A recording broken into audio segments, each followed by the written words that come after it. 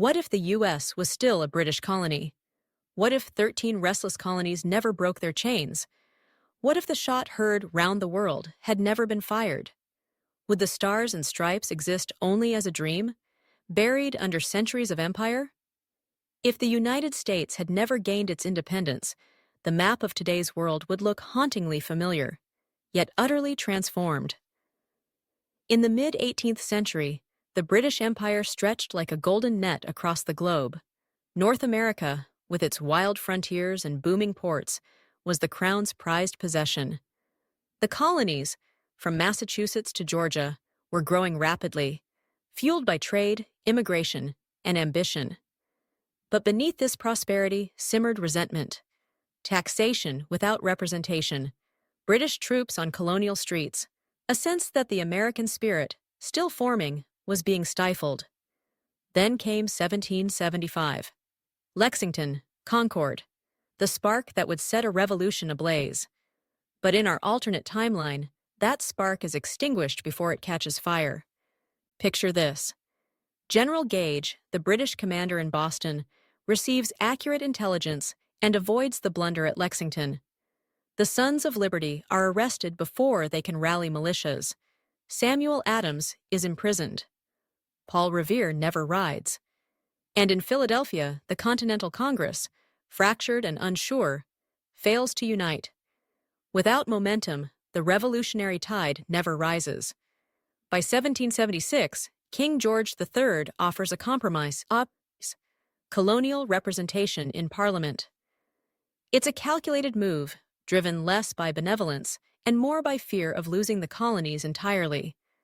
British troops remain, but now, so do elected delegates from the Americas.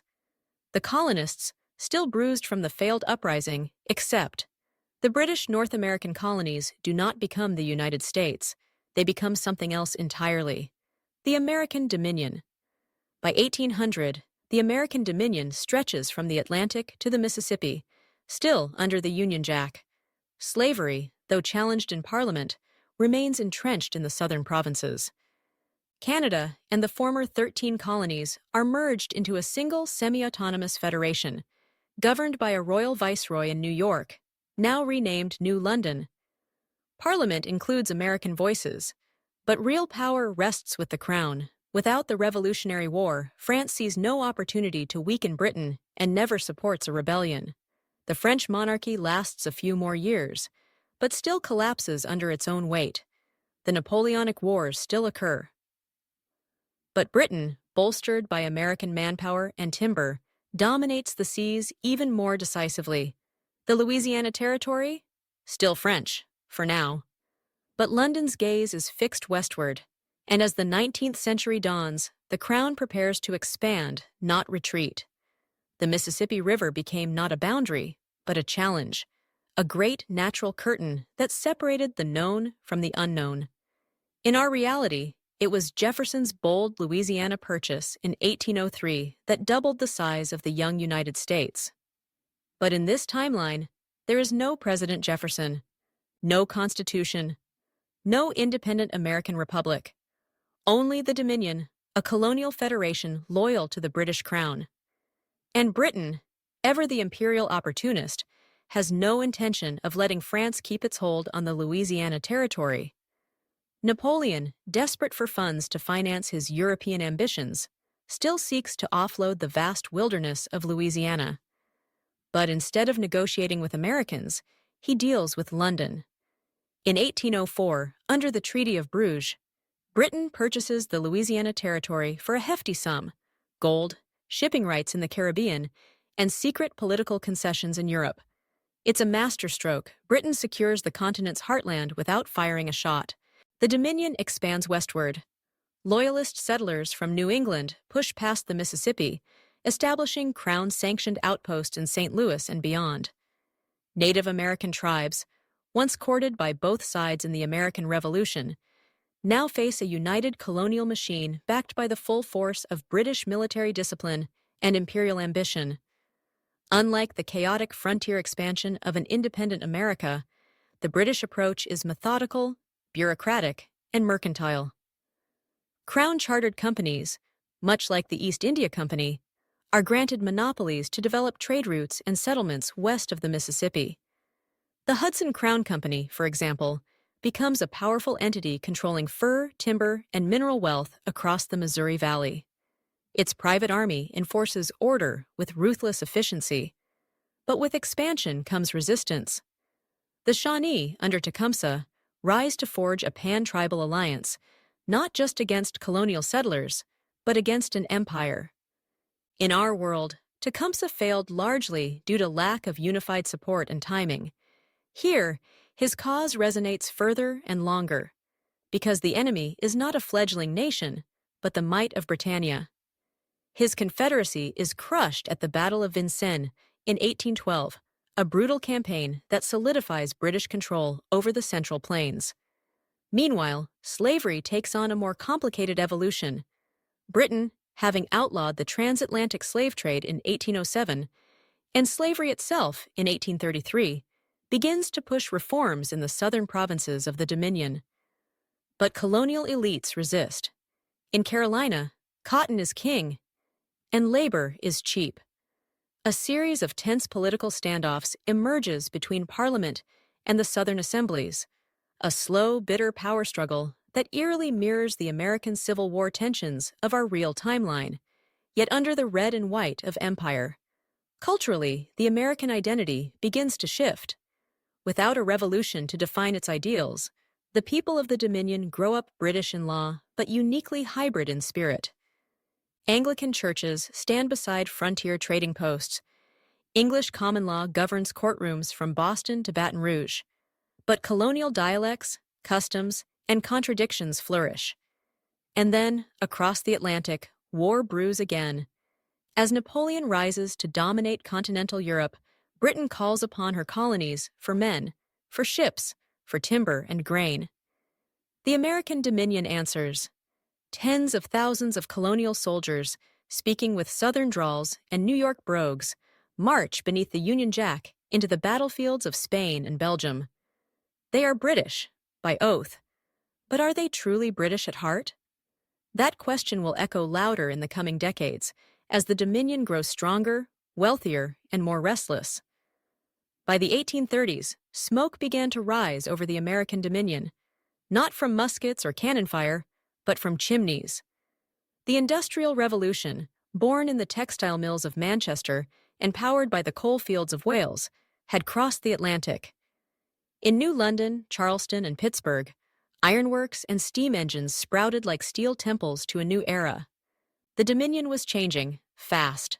Railways stitched together the eastern seaboard and crept into the heartland. Telegraph wires whispered across vast distances. Immigrants poured in. Irish fleeing famine, Germans fleeing war, lured not by the promise of liberty, but by the promise of labor. The cities swelled, brick by brick, factory by factory. Wealth bloomed, unevenly. New London, once a loyal administrative capital, now pulsed with ambition and resentment. A new generation of colonial-born Britons, Americans in all but name, had begun to question the arrangement. They paid taxes to London. They died in Britain's wars. They built the empire's wealth. But they were still governed from across an ocean, their laws filtered through aristocratic hands, their voices always second to those of Parliament's oldest families. The spirit of rebellion hadn't died in 1776. It had merely been buried, under red coats, royal decrees, and centuries of gradual assimilation. But now it stirred. In the factories of Boston and Philadelphia, labor unions formed, demanding not just wages, but representation. In Louisiana, abolitionist and plantation factions clashed, each appealing to London for favor. In Western territories, settlers grumbled at monopolies granted to distant crown-chartered corporations, whose profits left their soil and sailed for British banks. Then came the tipping point. In 1848, revolutions swept Europe. Monarchies trembled. France fell into another republic. German states rose up. Even in Britain, the Chartist movement brought thousands into the streets, demanding universal male suffrage and parliamentary reform. Across the Atlantic, the Dominion watched and listened. In New London, A young politician named Nathaniel Greene Hawthorne, the great-grandson of a Revolutionary-era dissenter, gave a speech that electrified the colonial parliament. "We are not mere subjects," he said. "We are the sinews of the empire. But sinews can tighten and strangle." His words spread faster than muskets ever had, carried on newsprint, and whispered over coffeehouses and factory floors. A new political faction emerged, the Dominion Reform League. They didn't demand full independence, not yet, but they demanded Dominion status equal to that of Canada, with autonomous governance and a direct say in foreign policy. The cry was no longer liberty, it was sovereignty within unity. London, distracted by continental chaos and its own reforms, made a fateful mistake. It hesitated. Rather than grant autonomy, it sent more governors, more troops, more red tape. And then, in 1857, the Indian Rebellion erupted. The British Empire learned, once again, that its colonies could bleed, and make others bleed in return. Back in America, the Reform League's tone hardened. The idea of shared rule began to give way to whispers of true independence, not just from Britain, but from the aristocracy, from imperial control, from history itself. Cultural lines were shifting too. American Dominion art, literature, and philosophy began to break away from British models. In theaters and salons, a distinct identity was taking shape, a new kind of Americanism, born not in defiance, but in quiet divergence. And through it all, the shadow of slavery loomed large. By the 1860s, Britain's abolitionist stance clashed head-on with Southern Dominion provinces still clinging to forced labor. The tension was no longer theoretical. It was structural. Parliament pressured. Southern elites resisted. A showdown was inevitable. In our timeline, this culminated in the American Civil War. But in this world, by 1861, a storm brewed over the American Dominion, not only of morality, but of identity. While Britain had abolished slavery nearly 3 decades earlier, the southern provinces, Carolina, Georgia, and the expansive cotton fields of the Mississippi corridor, remained defiantly tethered to a plantation economy built on human bondage. This contradiction had long been tolerated, justified by geography, by distance, and by profit. But in London, the political winds had shifted. A rising tide of moral outrage, fanned by evangelical reformers and industrialists alike, made continued imperial tolerance of slavery untenable. Parliament, under pressure from abolitionist blocs and emboldened by the moral clarity of the Indian Rebellion's aftermath, passed the Colonial Emancipation Mandate of 1861, a sweeping decree that required all British dominions to begin immediate, enforceable plans to end slavery within 5 years. To the northern provinces, Massachusetts, New York, Pennsylvania, the decision was a long-awaited victory. Slavery had long been abolished in their territories, and the rising industrial economy had little use for it. But to the south, the mandate was nothing short of sacrilege. In Charleston, planters declared the decree an act of economic sabotage. The Carolina Assembly, dominated by old aristocratic families, refused compliance. Militia units began drilling in the bayous. Governors issued proclamations of sovereign defense. Secret emissaries were sent to Spanish Cuba and Brazil, 2 nations where slavery still persisted, seeking diplomatic support. It was not secession, but it was the beginning of something darker. Governor-General Edmund Radcliffe, the Crown's highest authority in the Dominion, convened an emergency Congress in New London. His goal, to restore order, to enforce imperial law without igniting rebellion. But the Congress was fractured. Southern delegates walked out. The Reform League, sensing an opportunity, denounced both the imperial decree and the Southern response, calling for a Dominion constitution, one that would enshrine abolition, representative rule, and a break from aristocratic influence altogether. And then came the spark.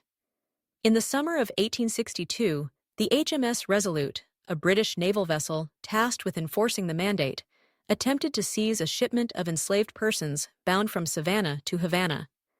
The local militia, backed by Carolina Rangers, opened fire. A dozen British sailors were killed. The incident became known as the Savannah Blood Flag, and it changed everything. Parliament was outraged. The Dominion was in open defiance. But war, a second American rebellion, was unthinkable. Not with India still smoldering, Ireland restive, and Europe eyeing imperial weakness. So London tried a different tactic: divide and isolate. Under the Dominion Suspension Act, the southern provinces were placed under direct crown rule. Local assemblies were dissolved. Military governors replaced elected ones. British troops, not colonial forces, occupied strategic ports, rail hubs, and arsenals across the south. But the British had misjudged the North. In New London, Hawthorne, now the de facto leader of the Reform League, denounced the crackdown as imperial tyranny in colonial dress. Northern provinces, though opposed to slavery, viewed the imposition of martial law as a betrayal of promised autonomy. Factories went on strike. Newspapers printed comparisons between the Dominion and India. The cry of "no taxation without Dominion" returned, this time sharper, colder, more organized. What followed was not a civil war. It was something stranger, a constitutional standoff. Throughout 1863 and 1864, three governments claimed legitimacy within the Dominion: the Crown-appointed governors, the Southern Resistance Councils, and the Reform League's shadow parliament in Philadelphia. No side could assert full control. The Dominion fractured, not in fire and blood, but in allegiance and law. And then, in 1865, Britain blinked. The empire, drained from overseas commitments and fearing wider revolt, offered a historic compromise. The Dominion would receive a constitution of its own, modeled after Westminster, but with sweeping legislative autonomy. The South would be emancipated, with compensation to landowners. In return, the Dominion would remain loyal to the Crown, its armies integrated into imperial defense, its foreign policy aligned with London. The Dominion of America, as of 1866, was reborn. A sovereign realm under the king, but a realm with its own parliament, its own courts, and its own national anthem. The Union Jack still flew, but beneath it, another flag now fluttered, blue and gold, with 13 stars in a ring around a crowned eagle. By the final decades of the 19th century, the Dominion of America had emerged from its long colonial adolescence into something new and unmistakably formidable. Gone were the days when British viceroys ruled from stone buildings in New London with little knowledge of the far western frontiers. Now, the Dominion Parliament, shaped by the Compromise of 1866, governed with real authority. Its Prime Minister, elected by an increasingly empowered electorate, no longer took orders from London, but only coordination. America was still British, but in a way that Britain could no longer fully control. And this new dominion was booming. The Industrial Revolution had not just arrived, it had matured. Dominion factories rivaled those of Birmingham and Manchester. Its steel fed the empire's railways. Its wheat fed its armies. Its coal powered the ships that stitched the empire together. In Chicago, now the industrial heart of the Midwest, smokestacks towered like cathedral spires. In California, the gold had run dry, but oil gushed from the ground, black and endless. Railroads now reached from the Atlantic to the Pacific, built not by pioneers chasing dreams, but by crown-chartered corporations supported by Dominion policy and protected by mounted regiments. The Western territories, once sparsely inhabited, became provinces in their own right: Columbia, Sierra, and Jefferson, names steeped in British classical flair, but born from American soil. But the cost of growth was high. The Dominion's indigenous populations, already decimated by disease and displacement, were now herded into settlement regions, imperial euphemisms for what would, in our world, be called reservations. Armed resistance in the Black Hills in 1872 was crushed by Dominion forces led by General Arthur Wellington, whose ruthless winter campaign became infamous even in London. A parliamentary inquiry followed, but the outcome was predictable. Commerce prevailed over conscience. Abroad, the Dominion began to look outward, not as a subject, but as a partner in empire. When the British Empire moved to consolidate its holdings in Africa and Asia during the so-called scramble for empire, it did not do so alone. The Dominion sent troops, and more importantly, capital. Dominion-built steamships patrolled the coasts of West Africa. Dominion engineers laid track in Burma. Dominion banks opened branches in Nairobi and Calcutta. In 1885, the British and Dominion governments convened the Imperial Economic Congress in Toronto. It was here that the Dominion demanded, and won, a permanent seat in the Council of Imperial Defense, a recognition that it was no longer a colony, no longer just a provider of resources and soldiers, but a power in its own right. Culturally, too, the American character had crystallized into something distinct. No longer simply colonial British, Dominion citizens referred to themselves proudly as Dominioners or even Imperials. The accent was different, the values too. There was an undercurrent of frontier individualism, a belief in expansion, in enterprise, not so different from our historical American ethos, but filtered through a British lens. The capital, New London, had become a global city, a fusion of Georgian architecture, American ambition, and imperial ceremony. Its skyline, shaped by both Westminster ideals and Chicago steel, reflected the new identity of a people who had never fought a revolution, but had nonetheless remade themselves. In London, there were whispers. Was the tail beginning to wag the lion? Some within the British Parliament feared the rise of the Dominion. Its economy rivaled that of England itself. Its army, trained to imperial standard, now numbered 500,000. Its navy, technically part of the royal fleet, had grown autonomous in all but name. But for now, the arrangement held. The crown gained global prestige and military might. The Dominion gained power, identity, and the illusion, or perhaps the reality, of equality. But power begets ambition, and ambition begets rivalry. As the 20th century approached, another empire, younger, fiercer, and continental, was rising in Europe. Germany, unified and industrialized, began to cast a long shadow across the Atlantic. When war came in 1914, it did not knock gently. The assassination in Sarajevo, the web of entangling alliances, the slow-motion collapse of diplomacy, all played out just as in our own world. But in this alternate history, the stakes for the Dominion of America were different. Here was a colony-turned-partner, powerful but uncertain of its place, called upon to defend a mother country many no longer saw as home. At first, the response was cautious. The Dominion Parliament, led by Prime Minister Edgar Mason, a war hero of the Sudan campaign and political moderate, called for deliberation. Should American sons die in Europe for disputes that began in the Balkans? Should factories in Pittsburgh halt peacetime production for imperial cannons? But the Crown made its expectations clear. The Empire was at war, and so too must be the Dominion.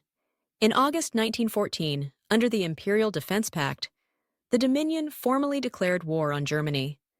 Recruitment centers opened from Halifax to San Francisco. Within 6 months, over 250,000 Dominioners had volunteers, drawn by loyalty, by honor, by opportunity, and in some cases, by desperation. They fought under the banner of the Union Jack, but they did not fight as British soldiers. The Dominion Expeditionary Corps, commanded by General Joseph S. Barclay, operated as an autonomous force, supplied by Dominion factories, led by Dominion officers, and celebrated by Dominion newspapers. And they fought well. At the Second Battle of Ypres, Dominion troops held the line against the first major chlorine gas attack. In the Somme, it was the 4th Jefferson Rifles who captured Hill 60, at the cost of 3,000 lives in a single morning. By 1917, the Dominion had fielded over 1.2 million men. Its shipyards produced dreadnoughts. Its banks issued war bonds that financed campaigns from Flanders to Mesopotamia. But the price was staggering. New London's cemeteries swelled. The countryside bled workers into trenches. In Philadelphia, anti-war protests turned violent. the once strong alliance between the industrial North and agrarian West began to fray. Farmers resented the shipping monopolies. Workers demanded wages that matched the blood price their families were paying overseas. For many, it was the first time the great imperial project began to feel hollow.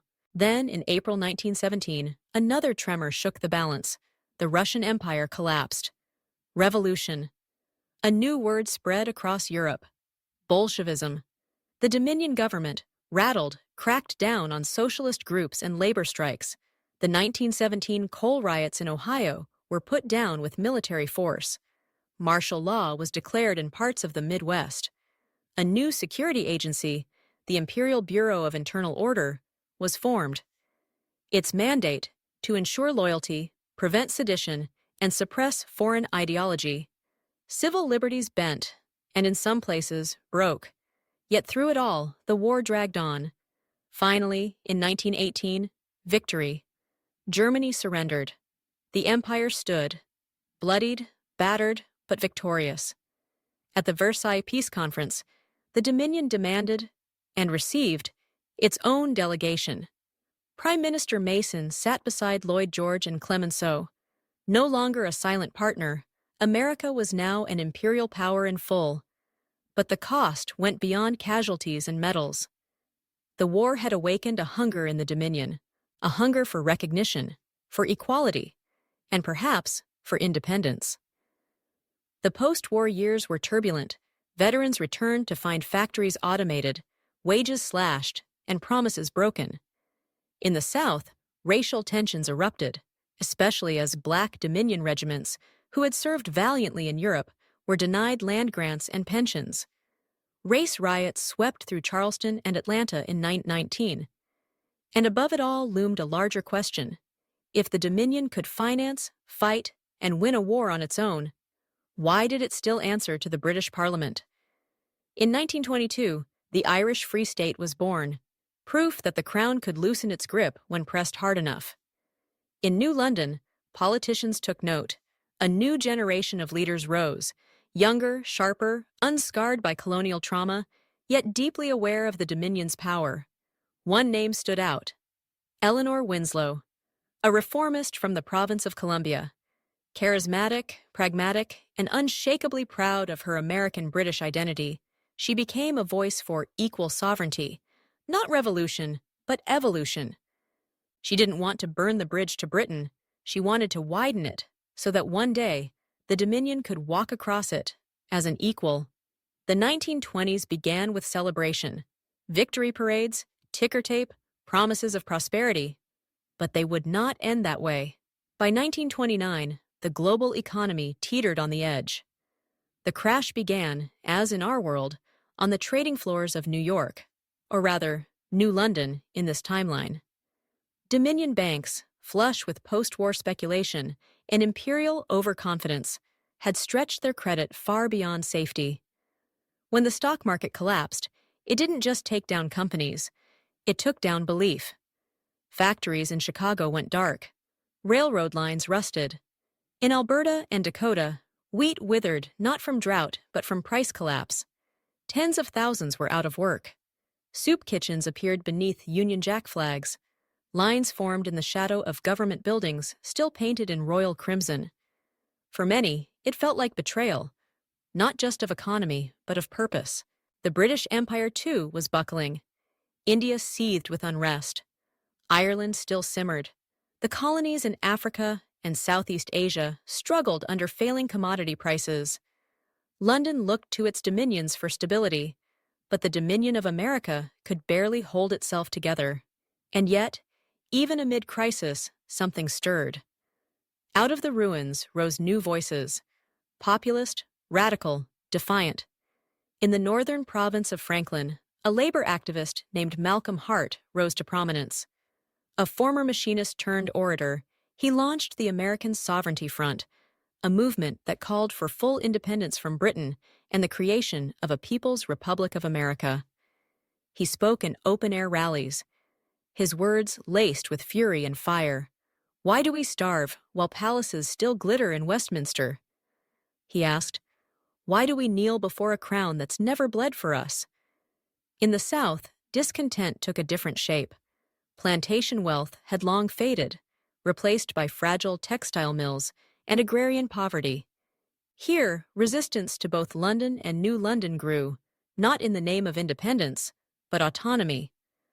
White nationalist factions revived old secessionist rhetoric, this time cloaked in imperial language.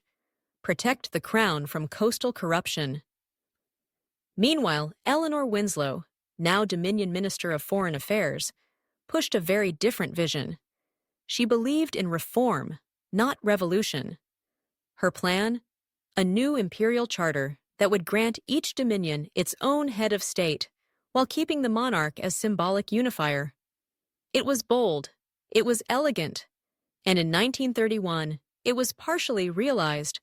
The Statute of Westminster, a real document in our world, was passed here too, but with a twist.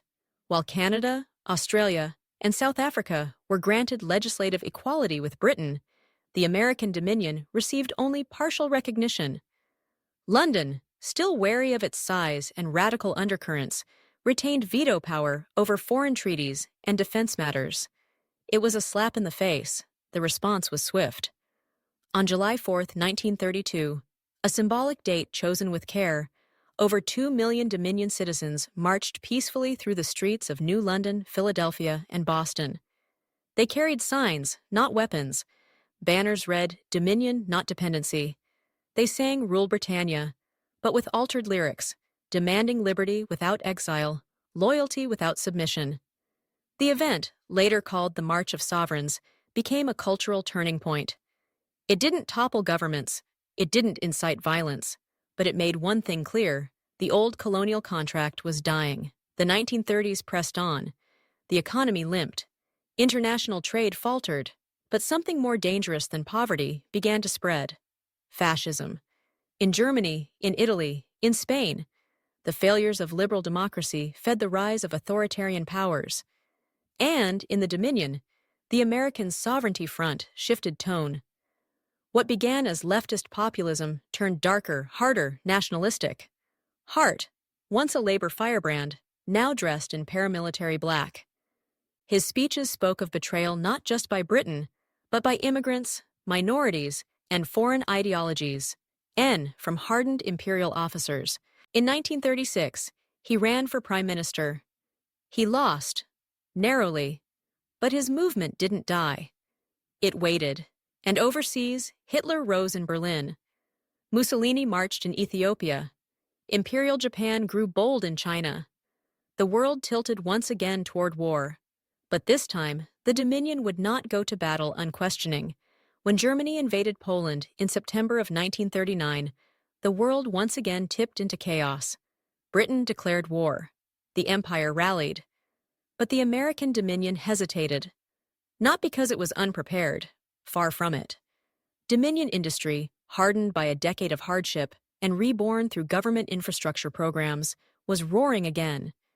Its army was modern. Its air force, experimental but promising. Its ports bustled with activity, quietly supplying Britain even before formal engagement. But the hesitation was deeper, existential. Why should the Dominion send its youth across the ocean for a war waged by aristocrats? Why defend a monarchy that, even now, refused full political equality? The question that once simmered beneath colonial soil now burned through the halls of Parliament. Prime Minister Eleanor Winslow, re-elected in 1938 by a coalition of moderates and reformists, faced the greatest test of her political life. She believed in the Allied cause, believed that fascism must be resisted, that liberty meant little if left to rot behind barbed wire in Poland or Paris.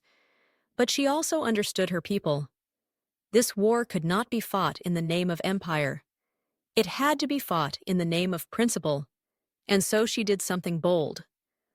On October 3, 1939, Winslow stood before the Dominion Parliament and proposed a Sovereign War Act, a declaration that the Dominion would enter the war not as an extension of Britain, but as a co-belligerent sovereign power.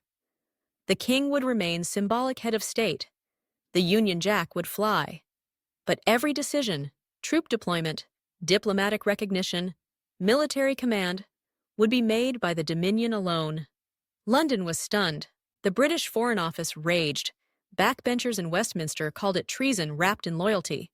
But Britain was desperate. France was vulnerable. Hitler's forces were moving fast. The Royal Navy needed American Dominion shipyards. The RAF needed Dominion pilots. London, once again, blinked. The act passed. By December 1939, Dominion troops were landing in North Africa. Dominion ships escorted convoys across the Atlantic.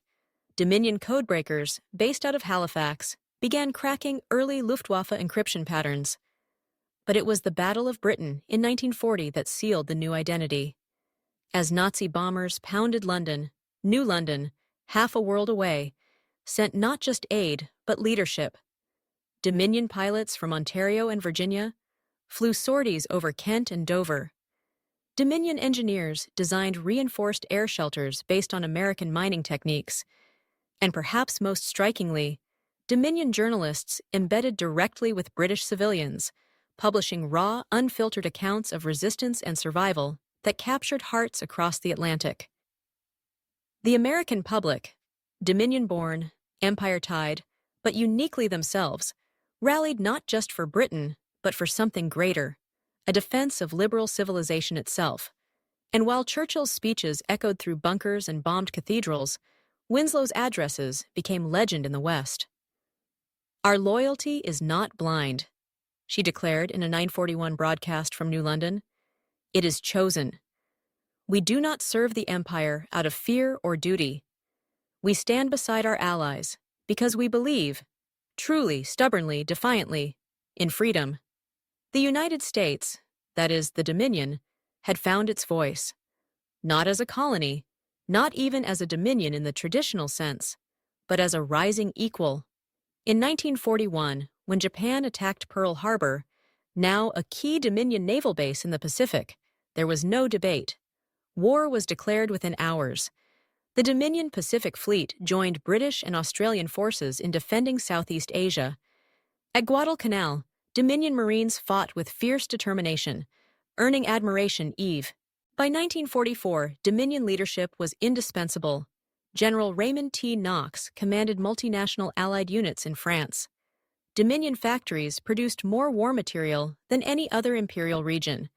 Its scientists worked closely with British and Canadian counterparts on a top-secret weapons project known only as Operation Claymore, this world's version of the Manhattan Project, and then Hiroshima, Nagasaki.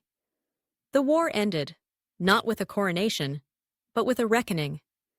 The world had been remade, but so too had the Dominion. It had bled for the empire, led for the empire, outproduced the empire. The post-war question was no longer if independence would come. It was when, and what kind of nation, forged in loyalty but tempered by fire, would rise from its shadow? The world awoke from the Second World War, dazed, triumphant, and divided. Cities lay in ash. Empires, though victorious, stood hollowed out. And two powers emerged from the rubble, gazing across oceans and ideologies, the Soviet Union and the Dominion of America. Yes, the Dominion. Because in this alternate history, there was no independent United States, but the Dominion of America had become, in all but name, a superpower. Its armies had marched through Europe. Its fleets patrolled the Pacific. Its scientists had split the atom. Its factories had supplied two hemispheres. And now, as 1945 faded into 1946, it found itself with a choice: retreat into the imperial framework that had birthed it, or lead the world into a new era. London, ever cautious, hoped to reel its colony back into alignment. Though exhausted, Britain still viewed the Dominion as a vital part of the Commonwealth. Strong, yes, but ultimately loyal. The king, now more ceremonial than sovereign, made a tour of New London in early 1946. Crowds cheered, flags waved, but beneath the pageantry, something had changed. Eleanor Winslow, now in her final term, declined to meet the royal entourage. Instead, she issued a quiet but seismic directive. Dominion ambassadors would now present their credentials independently at the United Nations, not as representatives of the British Empire, but as delegates of a sovereign dominion of America. It was the first open break. The Dominion Parliament passed the New London Declaration, a sweeping constitutional act that erased the last remaining British veto powers, created a fully separate Supreme Court, and established direct diplomatic recognition with over 70 countries, including the newly formed Republic of India, itself freshly decolonized. Still, there was no formal declaration of independence. That would come later. First came the Cold War. The Soviets expanded aggressively in Eastern Europe. The Iron Curtain descended. Communism, raw, defiant, armed, threatened to consume war-shattered democracies. And into that void stepped the Dominion. It launched the North Atlantic Security Compact in 1948, an alternate version of NATO, where it, not Britain, acted as primary guarantor. Canadian and British forces joined. So did France and the Low Countries. The headquarters, not London, but New London, capital of the Dominion. Under Prime Minister Andrew Clay, Winslow's political heir and a war veteran, the Dominion committed billions to rebuilding Europe. The Columbia Plan, named for the western province that had supplied the most wartime oil, became the economic backbone of Western recovery. The Dominion military deployed forces to Berlin during the airlift crisis. Its agents worked closely with MI6 and French intelligence to monitor Soviet expansion, and its nuclear arsenal, now fully operational, became the second largest on Earth, behind only the USSR. But with power came paranoia. McCarthyism, as we knew it, never happened here. But a Dominion equivalent emerged, a wave of internal purges, investigations, and loyalty oaths, particularly in the western provinces, where labor unions and veterans groups had harbored leftist sympathies during the Depression. The Internal Sovereignty Act of 1951 allowed surveillance of subversive communications, sparking decades of constitutional debates. The tension between liberty and security, always a fault line, now became a permanent scar. Culturally, the Dominion began to eclipse its former master.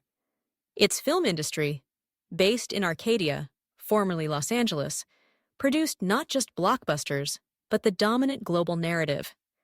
Its musicians, from Dominion jazz trios to prairie folk singers, redefined modern sound. Its universities attracted the best minds from Britain, Europe, and beyond. Even language began to shift. British spelling vanished from textbooks. New accents emerged on the global stage: hybrid, transatlantic, distinctly Dominion. By 1955, polls across the empire showed a staggering statistic. More Commonwealth citizens saw the Dominion, not Britain, as the future of democracy. And then, in 1957, it happened. On July 4th, a date now embraced by the public not as revolution, but rebirth, Prime Minister Clay stood before Parliament and declared, "We are no longer simply a dominion, nor merely a partner. We are a nation, forged in loyalty, tempered by war, and guided by the light of liberty. From this day forward, let it be known, the Dominion of America is a sovereign commonwealth, allied to Britain, but beholden to none." The crowd erupted. The king offered his blessing. London, exhausted and shrinking, had no strength to object. No gun was fired. No flag was torn down. But the world had changed. The year was 1957, and the Dominion of America was no longer a dominion. It was, by every measure, a sovereign power, diplomatically, economically, militarily. Yet it carried a name rooted in a colonial past, and an identity forged not by rebellion, but by transformation. It hadn't broken its chains. It had evolved beyond them. But the post-war world was no place for nostalgia. As the 1960s dawned, the planet boiled with revolution. Africa shattered its colonial map. Southeast Asia resisted imperial legacy with blood and fire. The Middle East pulsed with nationalist ambition, and across it all loomed the Cold War, two titans locked in a silent, deadly contest for global allegiance. The Dominion, now rebranded on the world stage as the Commonwealth of America, stood at the center of it all. No longer a junior member of the British Empire, it now led its own alliance bloc, the Atlantic Compact, which had expanded to include not just former British colonies, but also newly independent nations seeking protection from Soviet influence. But leadership came with cost and complexity. In 1962, the world held its breath. A Soviet naval convoy approached the Caribbean island of Cuba, now ruled by a fiercely anti-imperialist government that had nationalized Dominion corporate holdings and expelled all Atlantic diplomats. Intelligence reports suggested the presence of long-range missiles. But in this world, the confrontation wasn't between Kennedy and Khrushchev. It was between Prime Minister Evelyn Monroe and the Soviet premier. Monroe, a former admiral from the Pacific War, was brilliant, hawkish, and deeply pragmatic. She ordered a full naval blockade of the island, mobilized strategic bombers to bases in Haiti and the Bahamas, and demanded the removal of all Soviet weapons from the Western Hemisphere. The world teetered, again. Back-channel diplomacy prevailed. The Soviets backed down. But the cost was steep. Global perception shifted. The Commonwealth of America was no longer just a powerful democracy. It was the democracy. The symbolic torch passed, not from London to Washington, as in our real world, but from empire to evolutionary heir. But with that came an identity crisis. What was the Commonwealth of America? It wasn't a republic. The monarch remained, now little more than a symbol on coins and ceremonies. It wasn't a federation like Canada or Australia. Its provinces, from Columbia to Carolina, had deep cultural and legal autonomy, and it certainly wasn't the old United States. There had been no revolution, no declaration, no constitution penned in defiance. Instead, it was a political hybrid, part Westminster, part frontier, part technocratic behemoth. It was admired, envied, feared, and increasingly questioned from within. The civil rights movement, yes, it happened here too, erupted in the 1960s. African-descended citizens, long marginalized in the southern provinces, took to the streets demanding full equality. Dominion forces, trained for international conflicts, were now deployed domestically, in Savannah, in Birmingham, in the capital itself. Television broadcast the contradictions.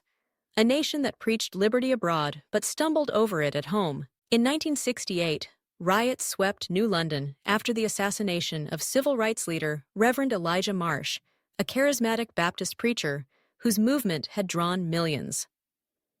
The Commonwealth Parliament responded with sweeping reform. Universal suffrage was enforced in every province, segregation laws were federally abolished, and a new charter of civic equity was passed. It was progress. Hard-earned, imperfect, real. Culturally, the Commonwealth surged ahead.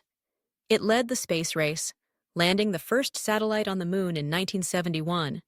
It pioneered global internet networks through the Dominion ComGrid initiative. Its universities birthed revolutions in computing, biotechnology, and philosophy. And yet, beneath the innovation pulsed a constant question: what bound this vast, diverse entity together?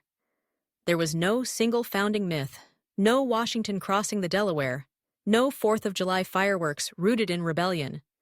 There was only continuity, of loyalty negotiated, of identity adapted.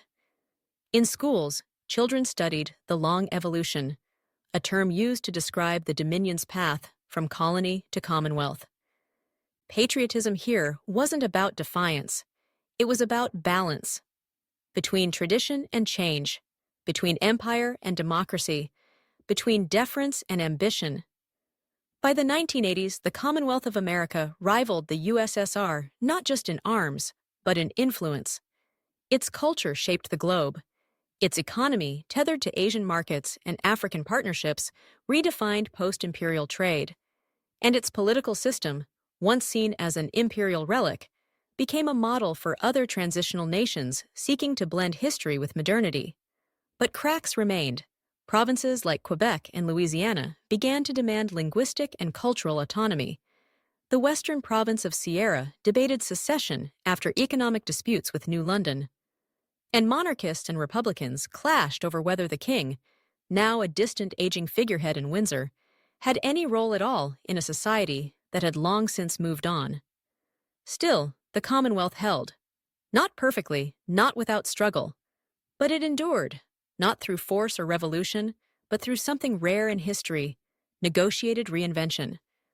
The Berlin Wall fell, the Soviet Union cracked, and history, it seemed, took a breath.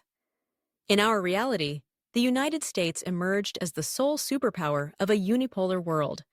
But in this alternate timeline, it was the Commonwealth of America, a former colony turned constitutional titan, that inherited the mantle of global leadership. The world didn't just look to it for weapons or wealth, it looked for stability. For example, for answers. At first, the Commonwealth delivered. In the 1990s, it led multinational peacekeeping missions across the Balkans and West Africa.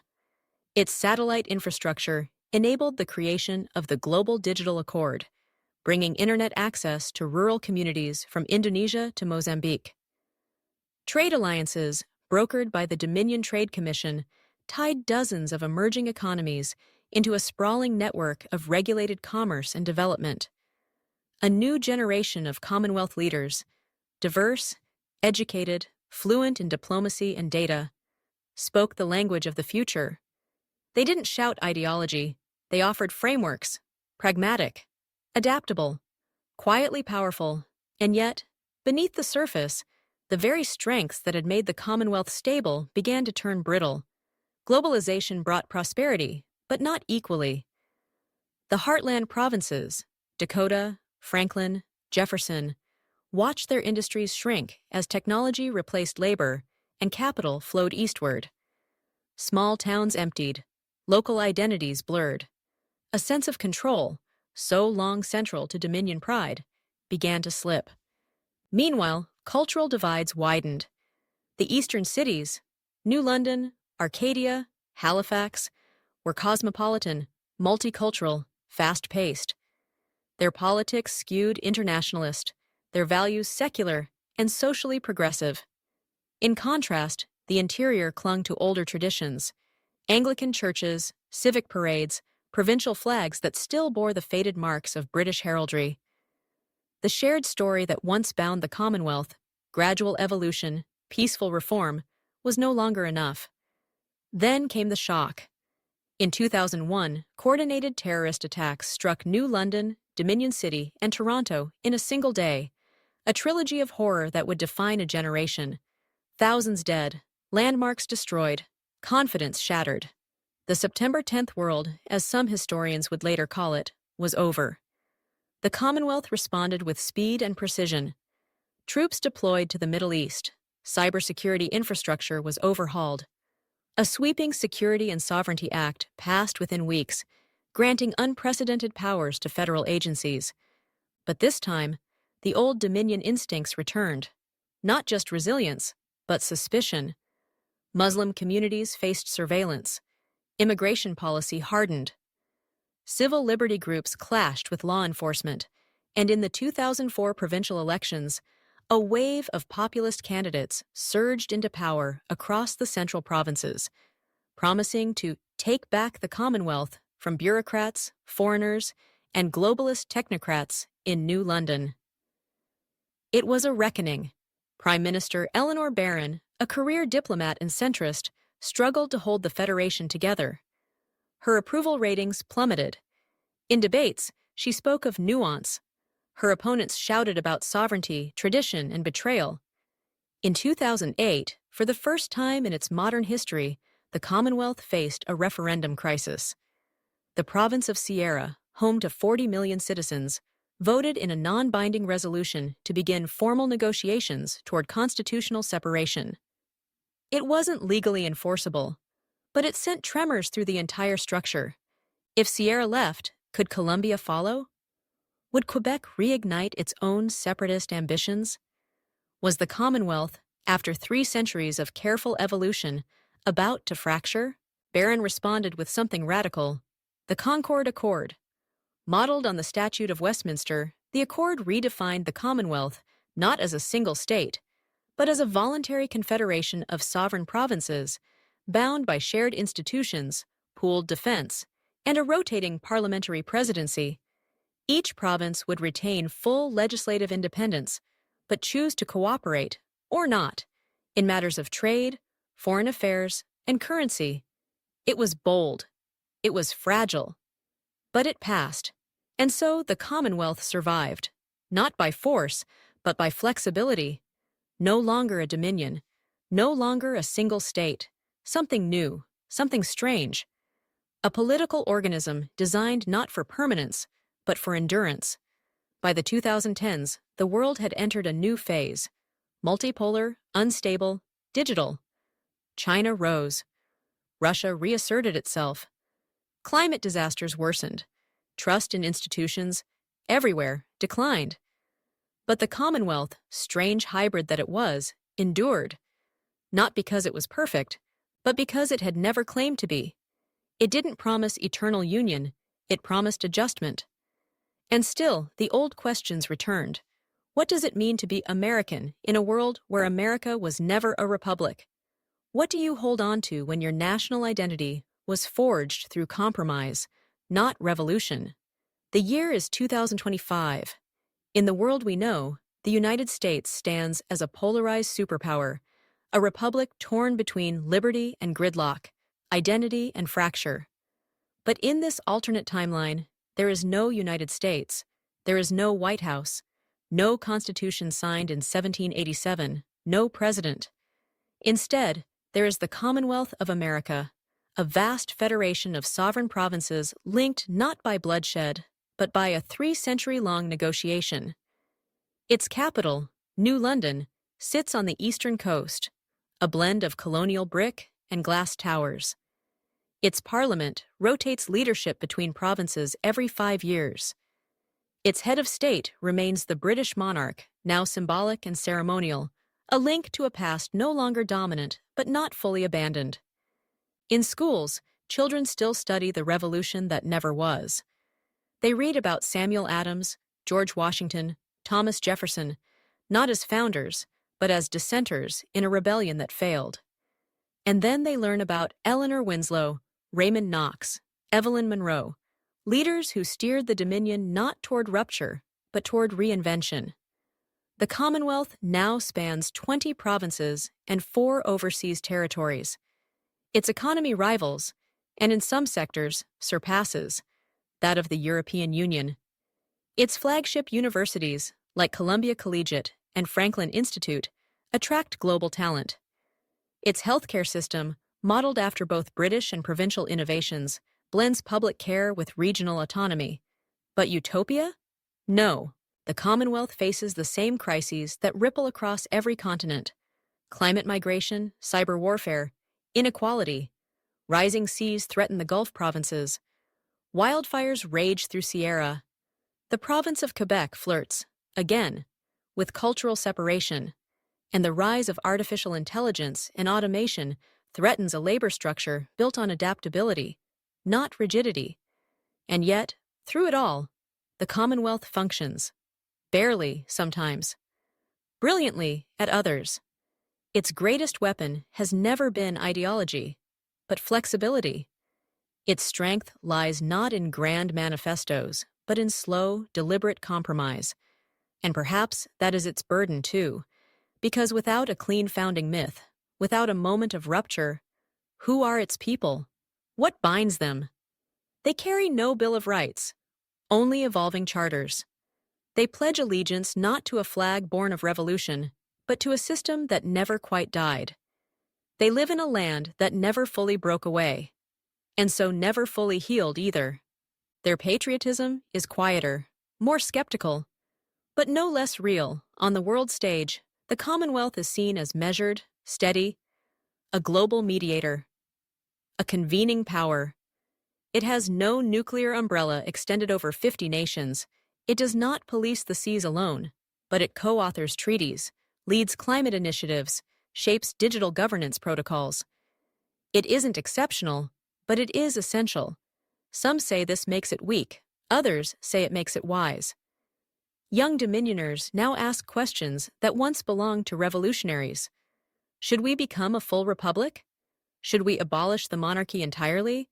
Should we merge with other Atlantic democracies into a transnational union? Or retreat into provincial sovereignty? There are no simple answers. But then again, there never were. This is a nation that evolved, not erupted, that adapted, not exploded, that forged its identity not by severing its roots, but by pruning them, painfully, purposefully, over centuries. It is not the United States, but it is not Britain either. It is something in between, a living artifact of what might have been. So, what would the world look like if the United States had never broken free? Perhaps it would be quieter, more stable, less revolutionary, and yet more fragmented. A nation built not on a moment, but on momentum. Would you want to live in this world? A world without a July 4th, without Washington or Lincoln, without a "we the people"? Or is there something powerful, even necessary, in the turbulence of revolution? We've built this alternate history brick by brick, compromise by compromise. Now, we'd love to hear what you think. Would the Commonwealth of America be better, worse, or just different? Let us know in the comments. Debate, question, reimagine. After all, history isn't just what happened, it's also what could have. Thanks for watching.